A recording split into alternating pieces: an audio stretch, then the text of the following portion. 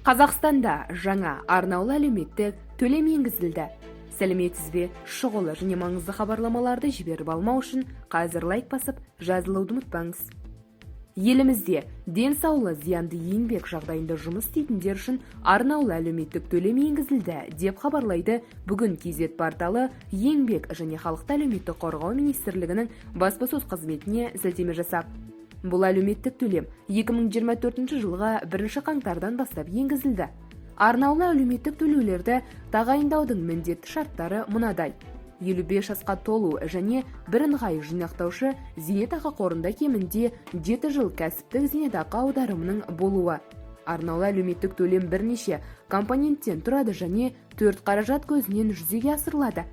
Республикалық бюджеттен 2 ең төмен күнкөріс деңгейі мөлшерінде арнаулы кәсіптік жәрдемақы, өмірді сақтандыру жөніндегі компаниялардан 1 ең төмен күнкөріс деңгейі мөлшерінде, жұмыс берушілердің қаражаты есебінен 1 ең төмен күнкөріс деңгейі мөлшерінде, бірыңғай жинақтаушы зейнетақы қордан міндетті кәсіптік зейнетақы жарналар есебінен.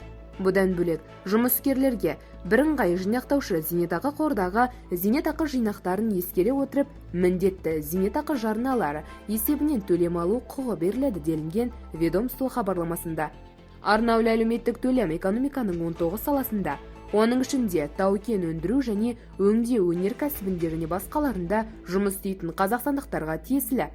Бірыңғай жинақтаушы зейнетақы қорының деректері бойынша арнаулы әлеуметтік төлемді тағайындау үшін міндетті шарттарды ескере отырып, оған 2024 жылы 37 мыңнан астам жұмыскер, 2030 жылы 58 мыңнан астам, 2035 жылы 95 мыңнан астам жұмыскер үміткер болады.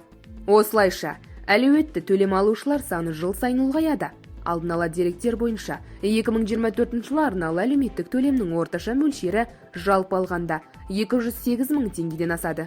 Әрбір жұмыскер үшін төлем мөлшері бірыңғай жинақтаушы зейнетақы қордағы жинақтарға байланысты болады. Бұл ретте жыл сайын арнаулы әлеуметтік төлем мөлшері ең төмен күнкөріс мөлшерінің ұлғаюына байланысты өседі. Алдын ала есептеулер бойынша 2030 жылы төлемнің орташа мөлшері 339 мың теңге, ал 2035 жылы 519 мың теңге болады делінген хабарламада.